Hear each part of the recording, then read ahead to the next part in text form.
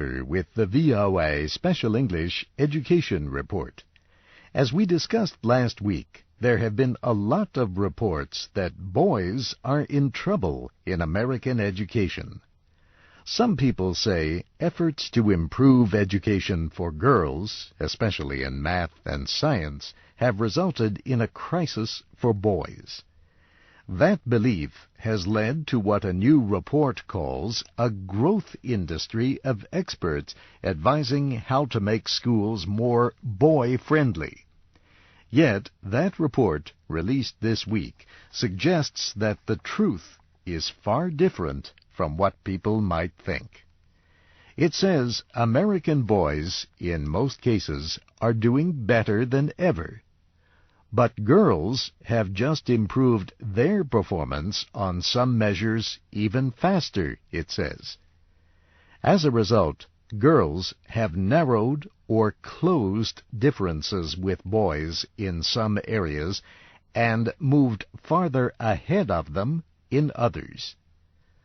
The report is by Sarah Mead at Education Sector, an independent research group launched in January in Washington. She bases her arguments on tests used since the early 1970s for a national measure of educational progress. The report does agree that some groups of boys are in trouble. It says this is true especially of Hispanics and blacks, and those from poor families. But it says closing racial and economic differences would help them more than reducing differences between boys and girls. Another concern is the large number of boys being identified with learning and emotional disabilities. Also, the report says policymakers now recognize the need to reform public high schools. Such changes should help boys as well as girls. But the report questions what it calls simplistic proposals to fix problems for boys in American schools. One example given is expanding single-sex schooling. In 1998, only a few public schools offered any kind of single-sex learning environment. Today, there are more than 200.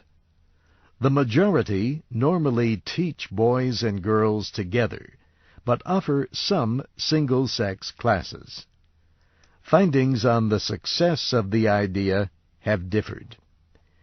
The Education Sector report calls for more study into the differences between boys and girls and into the culture of schools. It says the research will help teachers and parents better understand why gains for boys are not rising as fast as for girls. But the report also advises the public not to worry too much, and to be careful not to harm the gains that girls have made. This VOA Special English Education Report was written by Nancy Steinbach. Transcripts and audio can be downloaded at voaspecialenglish.com. I'm Steve Ember.